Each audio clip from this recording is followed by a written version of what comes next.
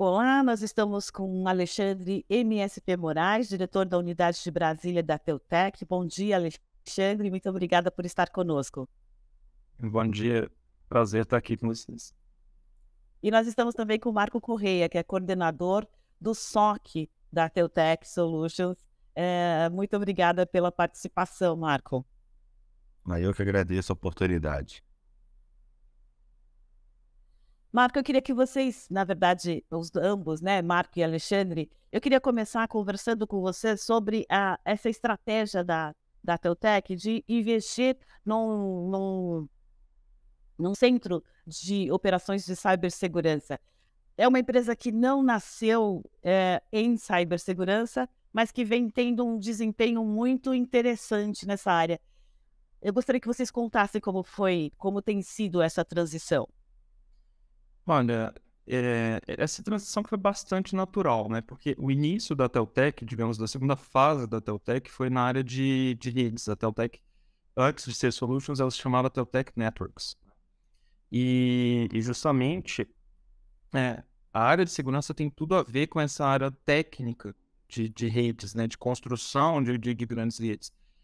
A internet virou uma grande plataforma, e não só de negócios, mas de ensino, e acaba que hoje a vida das pessoas é totalmente dependente, se me permite a palavra, né, da internet, da conectividade, mas vem naturalmente essa demanda por conectividade segura, tá? Então, os nossos clientes que já tinham ali a oferta da Teutec de redes demandaram naturalmente essa questão de a gente ter oferta de segurança. E isso tem muitos anos, tá?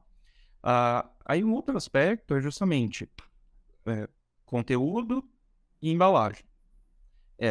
Muitos anos atrás, praticamente a única embalagem possível era adquirir os produtos e você montar essa sua estrutura própria com pessoal próprio, etc. Ao longo do tempo foi havendo uma demanda, né, uma procura dos clientes por ter uma embalagem diferente que era sob a forma de serviços gerenciados, tanto de rede quanto de segurança, sempre visando aí conectividade segura. Veio primeiro ali o que a gente chama de NOC, né, o Network Operation Center, então a gente já tinha todo esse aspecto de monitorização, de correção de problemas de rede, já existiam ali os serviços gerenciados de segurança, mas aí numa parte que concerne mais a configuração, definição de políticas, implementação, etc. E dessa junção de ter um NOC e de ter serviços gerenciados de segurança, veio naturalmente essa inspiração para oferecer essa embalagem, só que também na demanda específica de segurança. Então, enquanto historicamente a gente tinha todo esse aspecto de construção do projeto, de definição ali das demandas técnicas, desse apoio à implementação de rede de segurança, veio essa demanda natural por monitorização, capacidade de detecção de ataques, capacidade de resposta a incidente, capacidade de correção de problemas. Então foi basicamente isso aí que inspirou o SOC. Então, o que eu quero dizer é que estar na área de segurança é algo que já existe há bastante tempo na Teutec, é realidade há bastante tempo, e o SOC foi uma consequência desse histórico. Bacana. SOC de Security Operations Center. Marco, eu queria que você resgatasse um pouco o que faz um SOC e o que faz da Teutec uma prestadora de serviço diferenciada nessa área. Tá.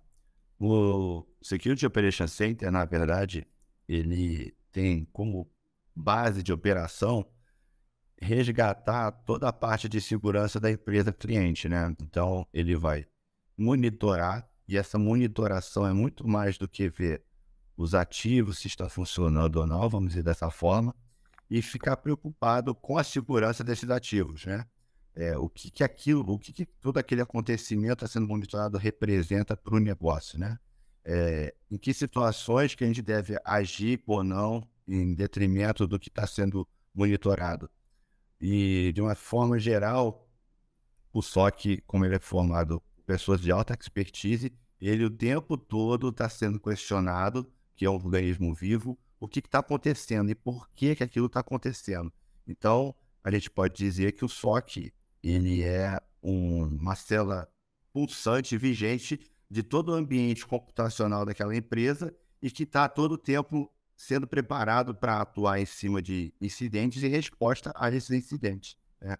E hoje, assim, o que a Teltec busca como diferencial e tem como referencial é justamente aliar toda essa expertise técnica para o negócio do cliente. O que todos aqueles dados, aquelas informações, aquelas monitorações que ocorrem 24 horas por dia, passando de pessoas para pessoas, expertise diferentes, o que aquilo tudo condensado vai dar de subsídio para que decisões sejam tomadas para agregar ao negócio do cliente, para aumentar a maturidade de segurança do cliente. Então, isso é uma busca de qualidade de entrega do SOC.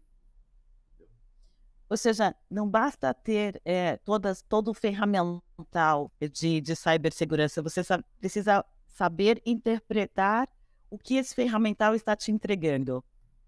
Exato. Hoje você tem disponível centenas de ferramentas para diversos objetivos de monitoração, de análise, de detecção, resposta, mas você precisa, além da inteligência artificial, né, você precisa da intervenção humana de qualquer forma e a qualquer tempo para que isso vire realmente informação útil para que possa ser aplicado no negócio. Então você precisa o tempo todo estar aliando a tecnologia com as pessoas, que é o cerne do SOC, né? São pessoas, processos e tecnologia, ou produtos, né? Eles aliados de uma forma coerente e robusta, eles conseguem entregar muito mais. E é isso que a gente busca a todo tempo, né? Aliar esses 3 pilares para que a gente consiga fazer um entregável de qualidade e que seja útil para uma tomada de decisão. Alexandre, estando em Brasília, eu imagino que exista uma proximidade muito grande com o governo e empresas do setor público. Mas eu gostaria de dizer para vocês quais são os segmentos ou setores econômicos que hoje a Teltec tem mais força? Olha, a Teltec realmente acabou, por muitos anos, sendo quase que sinônimo de setor público. Mas isso já não é mais uma realidade. Inclusive, tem todo um movimento estratégico, faz parte desse movimento estratégico da Teltec, ter essa divisão, né, entre setor público e setor privado. Eu sou responsável pela filial de Brasília, mas nós temos ali escritórios, Florianópolis, que é a nossa origem, nossa matriz, em São Paulo, e tem todo um trabalho junto a setores, a vários segmentos do setor privado, tá? Então não é... Eu sou só um representante aqui da Teltec, a gente não se resume ao setor público. E o SOC? O SOC, essa parte de inteligência do SOC me chama muito a atenção. Quais são hoje as grandes ameaças que vocês detectam?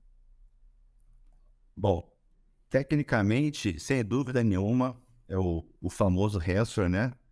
Mas, muito mais do que isso, eu diria que a conscientização das pessoas no que tange a segurança, né, da informação, não só porque a segurança cibernética ela vem da segurança da informação. Então, a conscientização das pessoas é um grande problema, tá? E aí a gente coloca nesse contexto todo tipo de usuário, até os mais avançados, vamos dizer assim, porque são ações despercebidas do dia a dia que podem causar estragos enormes.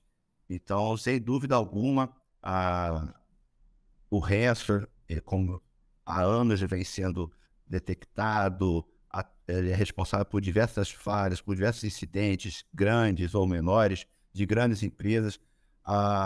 Existe um estudo que ano que vem isso vai ter um crescimento incremental de mais de 7%, 7 a 10%. Então, tudo isso você direciona esforços, mas é aquela coisa, você não pode só focar nisso. Existem outras ameaças tão importantes e tão perigosas quanto o ransomware, né? Que podem desmembrar problemas tão grandes quanto.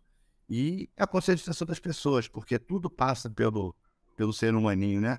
Então, se a gente não tiver essa conscientização, a gente vai ter sempre esse crescimento. É difícil, a gente sabe que já está com pessoas, e aí está mais um ponto do tripé de segurança do SOC, né? Que são pessoas, tecnologia e processos. E então tudo isso converge para que essa coisa aumente cada vez mais. E a gente sempre está preparado, vamos dizer assim, correndo sempre atrás para que a gente consiga minimizar ao máximo esse tipo de risco.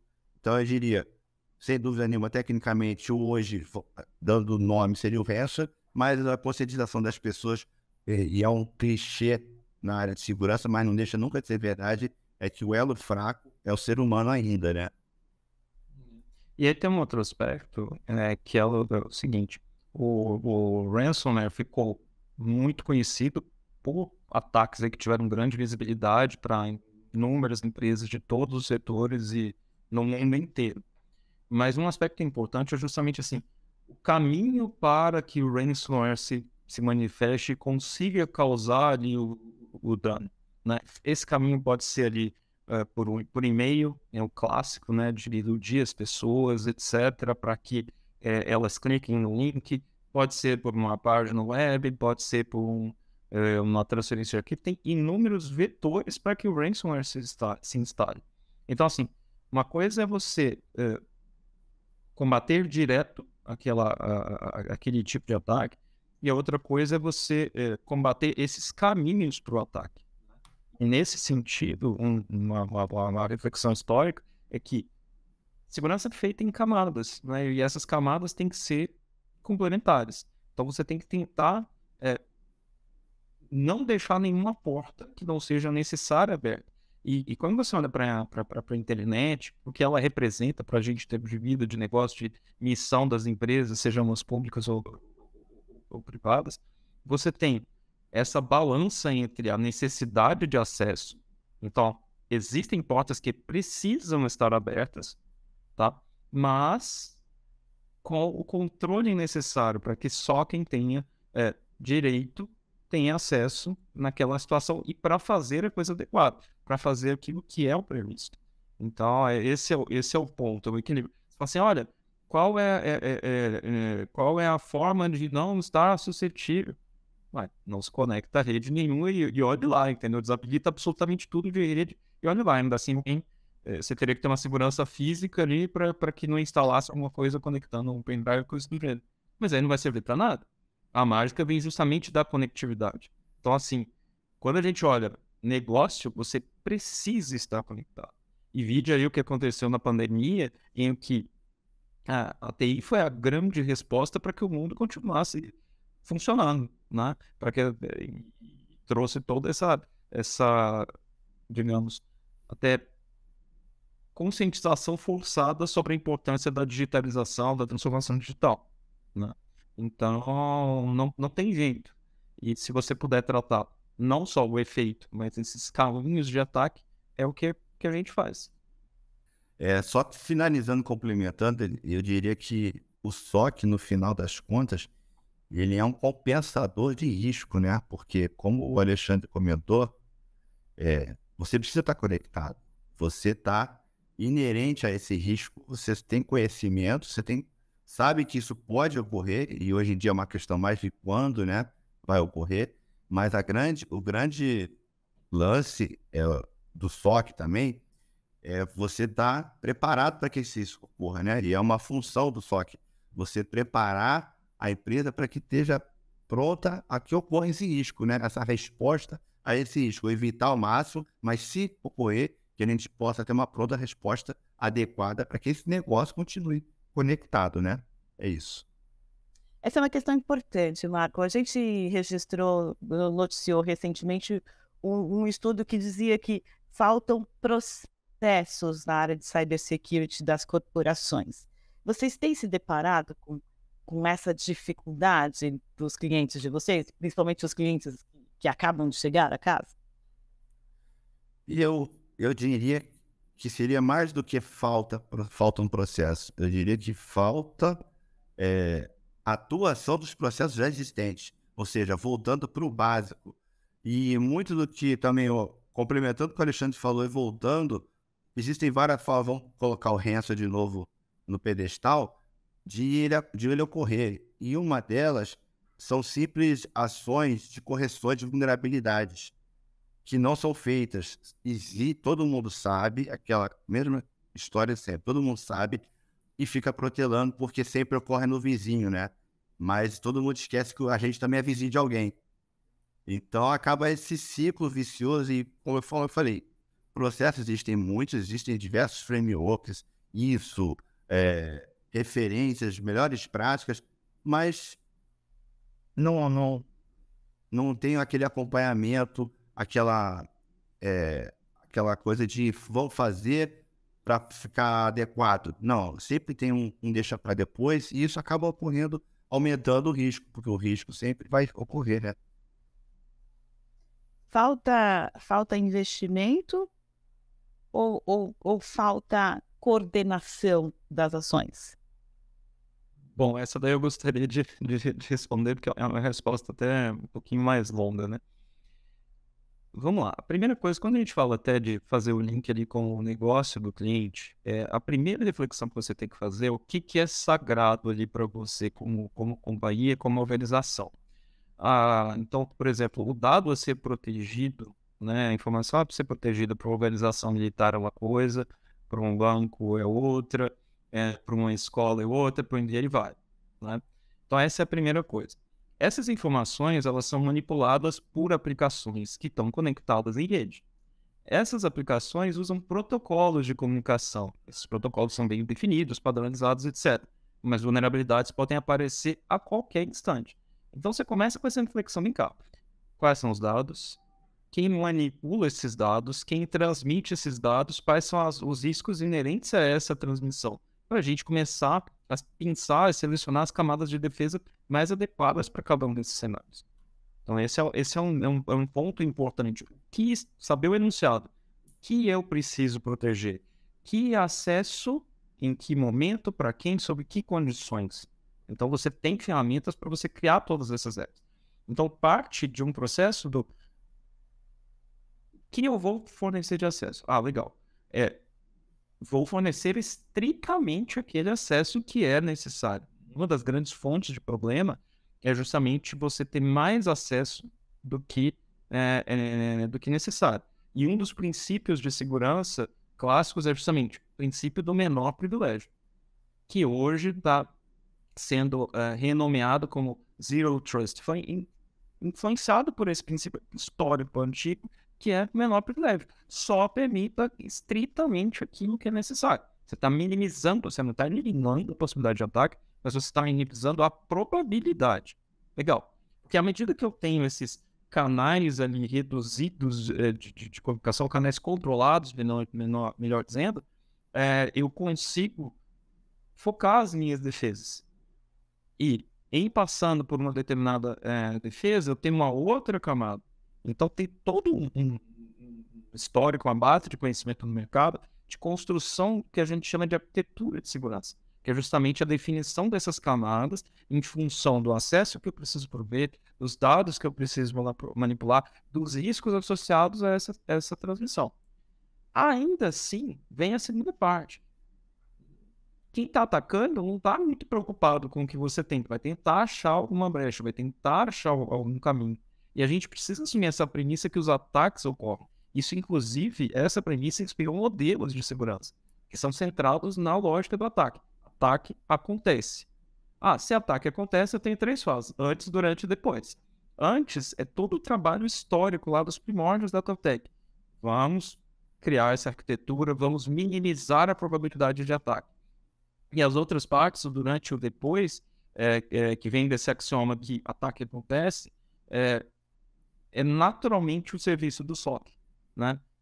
Ter processo para detectar, ter processo para responder, ter processo para corrigir. E aí tem uma outra coisa do SOC que é muito relevante, Jaque, que é o seguinte: os equipamentos de rede, os equipamentos dedicados à segurança, eles têm justamente o que a gente chama essa emissão de alertas, de logs, etc. Eles têm registro dessas comunicações, das conexões geradas, etc. Só que isso, imagina, uma empresa média ou grande, é um volume absurdo de informação. E aí fica humanamente impossível de você tratar essas várias fontes de informação. E acaba que você tem informação, mas não consegue usar, por conta dessa dificuldade. E aí, no SOC, você tem ferramentas, né? Não que você precise de SOC para isso, mas ele é centrado nessa lógica de que eu preciso trazer contexto para essa informação, para que eu consiga tomar decisões mais precisas. Eu preciso saber o que realmente tem cara de ataque, para, primeiro, tentar impedir, detectar se estiver acontecendo, conter, remediar, corrigir, etc. Queria voltar um pouquinho na sua fala, quando você diz segurança é feita em camadas. É possível nomear quais são essas camadas? Olha, você tem... imagina assim, tem várias formas de você definir essas camadas, mas você imagina uma empresa. Tem uma primeira divisão básica, que é da empresa para fora, né? Então, por exemplo, o acesso dos seus usuários ao mundo externo, porque eles precisam buscar conteúdo externo à empresa para fazer o trabalho deles. E aí você tem ferramentas adequadas para dar esse controle. Aí tem a outra lógica, que é a sua presença na internet como empresa. Então, o conteúdo que você disponibiliza. Você sabe exatamente, poxa, para o meu negócio funcionar, eu preciso de tais aplicações que envolvem tais protocolos, aquela parte da minha resposta anterior. E aí você vai criar as camadas olhando para o seu data center, seja ele dentro de casa, seja ele na cloud, tanto faz, tá? Então essa é a primeira divisão. Estou tratando algo que é externo, são acesso ao mundo externo, acesso ao mundo interno, conteúdo interno à empresa, conteúdo externo à empresa.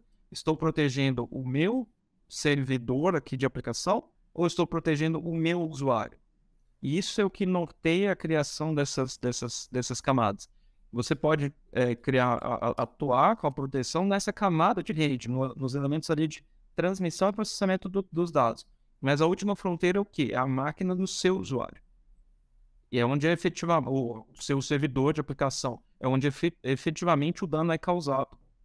Então você pode impedir que ele chegue ali, porque já é uma coisa notadamente ruim, e tem aquela última barreira, que é na máquina, impedir que o dano seja causado, por exemplo, pela detecção de um comportamento inadequado. Vou dar um exemplo aqui técnico. Imagina que você tem inúmeras aplicações ali no seu laptop, e de repente você nota que uma aplicação está escrevendo na área de memória reservada para uma aplicação que não tem nada a ver com ela. Isso já é um comportamento eminentemente suspeito. E aí existem ferramentas que vão bloquear esse comportamento. O usuário está baixando todos os arquivos que tem lá imagina, na indústria, os arquivos de projeto, que não tem a ver com o trabalho dele, ele não tinha que estar acessando aquilo. E ainda pior, num horário que não tem nada a ver com o trabalho dele. Altamente suspeito. Você nota um acréscimo ali de volume realmente de transmissão de dados para fora da empresa. Será que alguém está tentando, né, mandar conteúdo para um concorrente? Será que esse concorrente é uma outra nação? Aí, voltando pelo exemplo das Forças Armadas, e vai. Então, assim, tem várias camadas nesse sentido, olhando para a rede, olhando para o endpoint, que a gente chama, né, a máquina do usuário, olhando para o usuário, olhando para o servidor, olhando para o que é interno, olhando para o que é externo. Por que, na opinião de vocês, as empresas falham em cibersegurança e, quando estão sob ataque, convocam os especialistas e dizem: façam o que for preciso? Onde é que está a falha? O setor de cibersegurança não está sabendo transmitir a informação corretamente? Olha, tem um aspecto cultural, como o Marco já tinha pontuado, que é assim, primeiro vem a desinformação em relação à segurança. Ações que são aparentemente ali inocentes podem ser a porta de entrada para um ransomware, para uma série de coisas. Esse é o primeiro problema, é o aspecto cultural, né? Difundir a cultura de segurança dentro da empresa, caracterizar que ela depende da ação de todos. A segunda coisa é justamente que carência de pessoas especializadas. Segurança é considerado difícil, tecnicamente, porque envolve toda aquela reflexão que eu te falei. O que está sendo protegido, os protocolos. É mais natural fazer segurança quando você entende de rede, porque você depende da rede para tudo. Existe essa carência. A gente sabe, até em função do que foi gerado com a pandemia, a briga que está pelos profissionais de TI, mundo afora. Como as barreiras geográficas aí foram derrubadas, você tem os profissionais sendo, né, recrutados para trabalhar daqui em outros países, né, para outras empresas de outros países. Então, esse é um outro problema. Terceiro é a questão realmente do dia a dia, a disciplina de operação, disciplina de garantir que as regras que foram idealizadas, que foram criadas, estão sendo materializadas. Então, assim, não adianta você ter um produto bom se você não garante que está extraindo os benefícios associados a ele. Então, aí é que entra aquela coisa do produtos ou tecnologia nos pilares de segurança, pessoas capacitadas e os processos, a disciplina. Não adianta ter uma super ferramenta de detecção de vulnerabilidade que me mostra ali os riscos associados, etc., se eu não for lá e tratar a vulnerabilidade. Você concorda? Nesse caso, você não pode adotar aquela abordagem, a ignorância é uma bênção, né? A partir do momento que você sabe, você tem que fazer o dever de casa.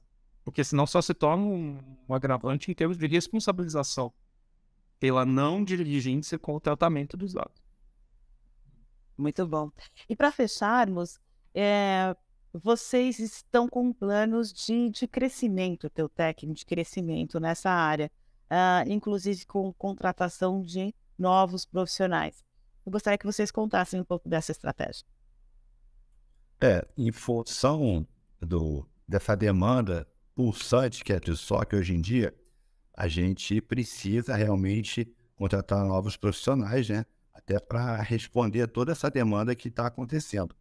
E como o Alexandre comentou, e não é nenhum segredo para o mercado, você ter profissionais de segurança hoje disponíveis, vamos dizer dessa forma, é bem complicado. Você tem, às vezes, um profissional que tem o perfil desejado, mas ele hoje já está empregado, ou ele está até mesmo fora do próprio país, então, como mencionado, hoje não tem fronteiras. Então, a grande dificuldade é você, para aumentar o quadro, é você ter esses profissionais disponíveis, né?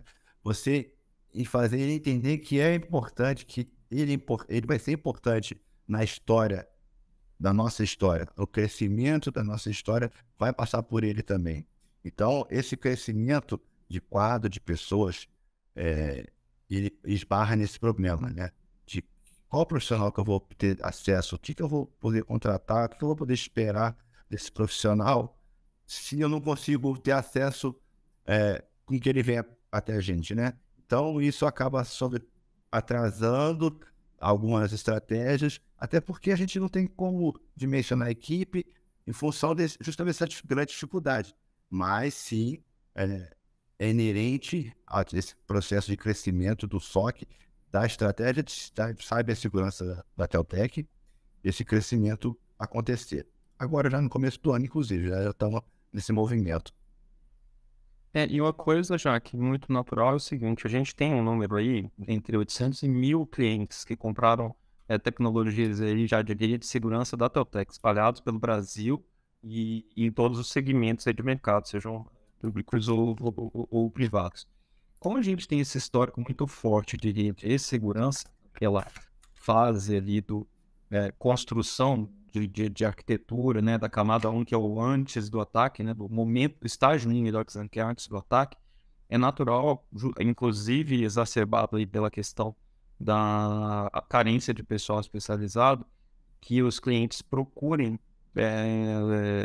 a empresa que possa fornecer também essas outras duas fases, o durante e o depois. E isso é feito de forma estruturada com a roupagem ali do SOC, que é bem centrado em serviços, não só em tecnologia, usar bem aquela tecnologia que a gente já vende. Então, segurança já é o maior negócio da Teltec hoje? E, juntamente com o cloud, são os dois que têm o maior crescimento, mas segurança é bastante relevante, sim. Então, a gente tem um componente muito forte de infra de rede, né? As pessoas, justamente, é aquele lado conectividade, mas praticamente todos os projetos de conectividade já nascem como conectividade segura. Até em termos de justificativa mesmo dos projetos dentro da empresa, o projeto é visto de outra forma pela área de gestor, pela área executiva, quando tem essa componente de segurança ali bem caracterizado.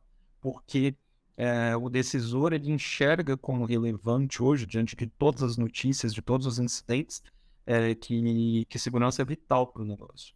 Se for meramente uma expansão de infra, talvez ele não enxergue o mesmo valor. Mas quando vem uma infra que se preocupa com segurança, muda a percepção.